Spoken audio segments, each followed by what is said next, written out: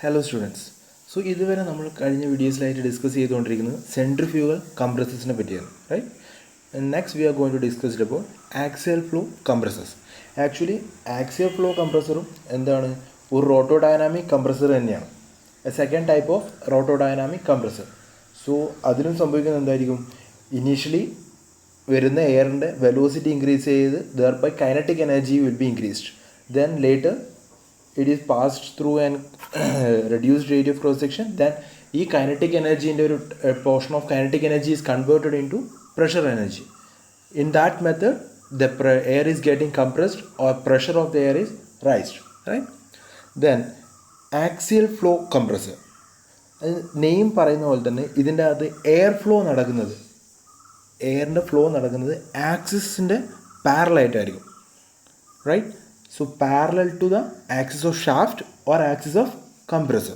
Okay, so ഇവിടെ കൊടുത്തിരിക്കുന്ന ഒരു ബേസിക് ഒരു ക്രോസ് സെക്ഷണൽ വ്യൂ ഓഫ് ഒരു ആക്സിയൽ ഫ്ലോ കംപ്രസർ തന്നെയാണ്, റൈറ്റ്? സോ മേജർ കമ്പോണൻസ് എന്ന് പറയുന്നത്, മേജർ സ്ട്രക്ചർ കമ്പോണൻസ് ആണ്. ഇനീഷ്യലി ഒരു ഷാഫ്റ്റ് ഉണ്ടാവും ഇവിടെ കണക്ട് ചെയ്തുകൊണ്ട്. ഈ ഷാഫ്റ്റ് ആയിരിക്കും എന്തിലേക്ക് കണക്ട് ചെയ്യുക, നമ്മളൊരു പ്രൈം മൂവർ ഏതൊരു നമ്മളെ മോട്ടർ അല്ലെങ്കിൽ വേറെ സം അതർ മെക്കാനിക്കൽ ഡിവൈസസിലേക്ക് കണക്ട് ചെയ്ത് ഷാഫ്റ്റാണ് റൊട്ടേറ്റ് ചെയ്യുക. സോ ഷാഫ്റ്റിൻ്റെ മുകളിലായിട്ട് we have A rotor hub കൊടുത്തുകൊണ്ട്, ഈ പൊസിഷനാണ് എന്ത് വരിക, റോട്ടർ ഹബ് വരും. സോ ഈ ഷാഫ്റ്റിൻ്റെ മുകളിലായിട്ട് എന്ത് വരും, ഈ റോട്ടർ ഹബ് വരും. ദെൻ ഈ axial flow compressor consist of some fixed blades are there and a set of moving blades are there. ഈ ഫിഗറിൽ ബ്ലാക്കിൽ മാർക്ക് ചെയ്തിട്ടുള്ളതാണ് എന്ത്, ഫിക്സഡ് ബ്ലേഡ്സ് എന്ന് പറയുന്നത്. ഈ വൈറ്റ് കളറിൽ മാർക്ക് ചെയ്തിട്ടുള്ളതാണ് മൂവിങ് ബ്ലേഡ്സ്.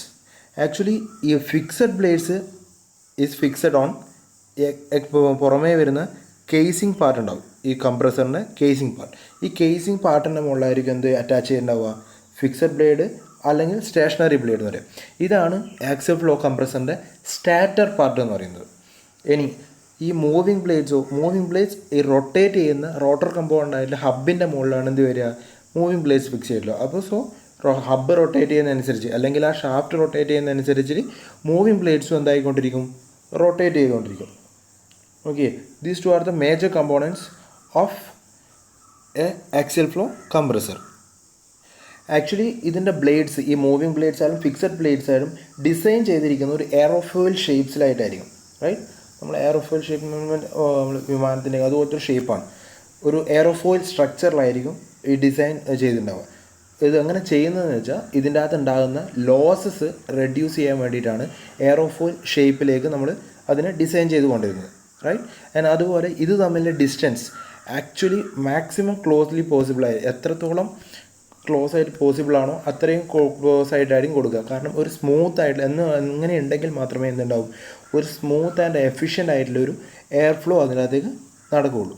ഇനി ഇവിടെ മാർക്ക് ചെയ്താണ്, ഈ റെഡിൽ മാർക്ക് ചെയ്ത് ഒരു സെറ്റ് ഓഫ് മൂവിങ് ബ്ലേഡ്സും ഒരു സെറ്റ് ഓഫ് ഫിക്സഡ് ബ്ലേഡ്സും കൂടി ചേരുന്നതിനാണ് എന്താ പറയുക, ഒരു സ്റ്റേജ് എന്ന് പറയും. ഇത് ഒരു സ്റ്റേജാണ്.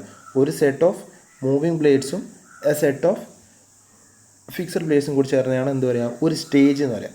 സോ ഓരോ സ്റ്റേജിൽ വെച്ചിട്ടാണ് എന്ത് എയർ പ്രഷറൈസ്ഡ് ആകുക. സോ ഓരോ സ്റ്റേജിൽ വെച്ചിട്ട് ഒരു സെറ്റ് ഓഫ് സ്റ്റേജ്, ഒരു മൂവിങ് ബ്ലേഡ്സ് ഒരു ഫിക്സഡ് ബ്ലേഡ്സ് വെച്ച് എയർ ഇനീഷ്യലി ഇത്ര എമൗണ്ടിലേക്ക് ഒരു 1 bar to 1.1 barലേക്ക് ഇനീഷ്യലി പ്രഷറൈസ്ഡ് ആയി. അതിന് അടുത്ത സ്റ്റേജിൽ നിന്ന് ഒരു ഫിക്സഡ് ബ്ലേഡ് ഒരു മൂവിങ് ബ്ലേഡിലൂടെ പാസ് ചെയ്യുമ്പോൾ വീണ്ടും അത് ഇൻക്രീസ്ഡ് ആയി, അങ്ങനെ കണ്ടിന്യൂസ്ലി പ്രഷറൈസ്ഡ് ആയിട്ട് വരിക. അപ്പോൾ നമ്പർ ഓഫ് സ്റ്റേജസ് എന്ന് പറയുന്നത് നമുക്ക് ആവശ്യമുള്ള പ്രഷർ റേഷ്യോന് ഡിപ്പെൻഡഡ് ആയിരിക്കും. നമുക്ക് എത്രയാണോ ഔട്ട്പുട്ടിലേക്ക് വേണ്ടുന്ന പ്രഷർ റേഷ്യോ അത്രയും നമ്പർ ഓഫ് സ്റ്റേജസ് കൊടുക്കും. യൂഷ്വലി ഒരു ആക്സിയൽ ഫ്ലോ കംപ്രസറിൽ ഒരു 5 മുതൽ ഒരു 14 നമ്പർ ഓഫ് സ്റ്റേജസ് വരെ ഉണ്ടാവും, right?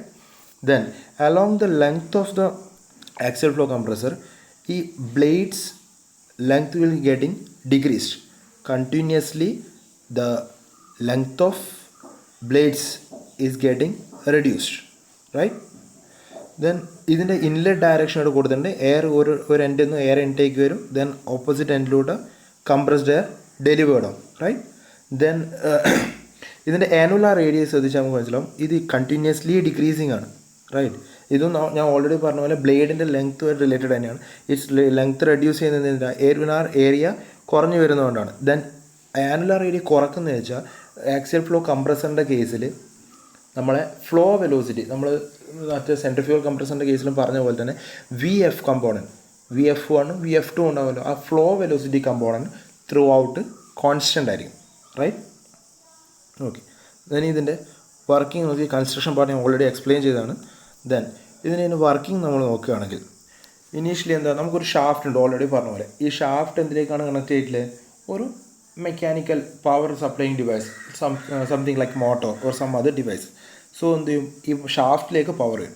So power from the shaft ഏതിലേക്ക് കൊടുക്കും? ഹബിലേക്ക്, അല്ലെങ്കിൽ റോട്ടർ പാർട്ടിലേക്ക് കൊടുത്ത് റോട്ടർ ഹബിൽ നിന്ന് ഏതിലേക്ക് വരും? മൂവിങ് ബ്ലേഡ്സിലേക്ക് വരും. റൈറ്റ്? Power moving ബ്ലേഡ്സിലെത്തി.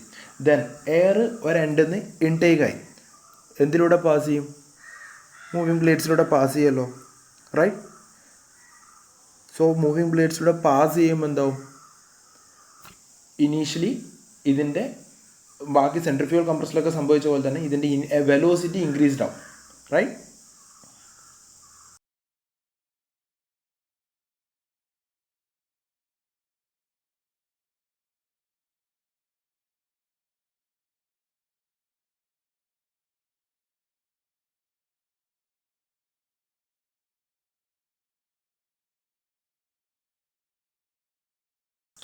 സോ ഈ മൂവിങ് പ്ലേസിൽ വരുന്നതിന് മുമ്പ് തന്നെ ഇനീഷ്യലി ഒരു സ്റ്റാർട്ടിംഗ് പോയിന്റിൽ there will be an inlet guide vane ഉണ്ടാവും.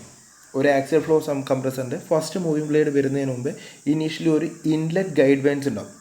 അതെന്തിനാണ് കൊടുക്കുന്നത് വെച്ചാൽ it will direct the flow into a moving blade. അത് നമ്മുടെ മൂവിങ് ബ്ലേഡിലേക്ക് പ്രോപ്പർ ആയിട്ടുള്ള ആംഗിൾ ഓഫ് അറ്റാക്ക്. നമുക്ക് ഡിഫറെൻറ്റ് ആംഗിൾ ഉണ്ടാവും. വെലോസിറ്റി ട്രയാങ്കിൾ പറയുമ്പോൾ നമ്മൾ എടുക്കുന്നില്ല, different angles, guide vane angles, vane angle, അതുപോലത്തെ ഡിഫറെൻറ്റ് ആംഗിൾസ്. അപ്പോൾ പ്രോപ്പറായിട്ടുള്ള ഒരു ആംഗിൾ ഓഫ് അറ്റാക്കിൽ കൊടുത്താലേ നമുക്ക് റിക്വയർഡ് ആയിട്ടുള്ള ഡയറക്ഷനിൽ ഫ്ലോ നടക്കും. സോ അങ്ങനെ ഒരു പ്രോപ്പർ ആംഗിൾ ഓഫ് അറ്റാക്ക് കിട്ടാൻ വേണ്ടി ഇനീഷ്യലി നമ്മൾ എന്ത് ചെയ്യും? ഒരു ഗൈഡ് വെയിൻസ് വെച്ചിട്ടുണ്ടാവും.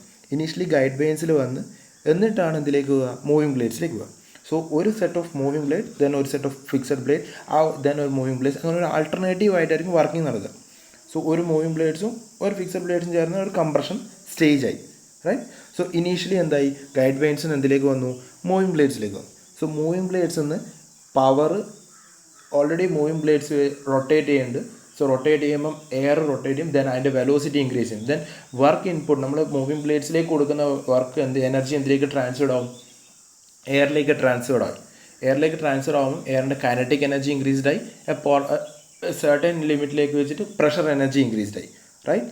ദെൻ ഈ എയർ മൂവിങ് ബ്ലേഡ്സിന് എന്തിലേക്ക് ഡിസ്ചാർജ് ആവും? ഒരു പ്രോപ്പർ ആംഗിൾ ഓഫ് അറ്റാക്ക് വെച്ചിട്ട് ഫിക്സഡ് ബ്ലേഡ്സിലേക്ക് ഫിഗർ പോകും. റൈറ്റ്? ഇനീഷ്യലി നമ്മൾ ഈ ഫിഗർ നോക്കിയാൽ നമുക്ക് മനസ്സിലാവും. ഇനി വന്നു മൂവിങ് ബ്ലേഡ്സിൽ വന്നു, മൂവിങ് ബ്ലേഡ്സിന് ഫിക്സഡ് ബ്ലേഡ്സിലേക്ക് പോകും. റൈറ്റ്? സോ ഫിക്സഡ് ബ്ലേഡ്സിൻ്റെ മെയിൻ ഫംഗ്ഷൻ എന്ന് പറയുന്നത്, ഒന്ന് ഫിക്സഡ് ബ്ലേഡ്സിൽ വരുമ്പോൾ ഇതിൻ്റെ വെലോസിറ്റി റെഡ്യൂസ്ഡ് ആയിട്ട് കൈനറ്റിക് എനർജീനെ, ആ പോർഷൻ ഓഫ് ഓൾറെഡി ഉള്ള ഒരു കൈനറ്റിക് എനർജീനെ പ്രഷർ എനർജിയിലേക്ക് കൺവേർട്ട് ചെയ്യലാണ് ഫിക്സഡ് ബ്ലേഡിൻ്റെ ഒരു ഫംഗ്ഷൻ.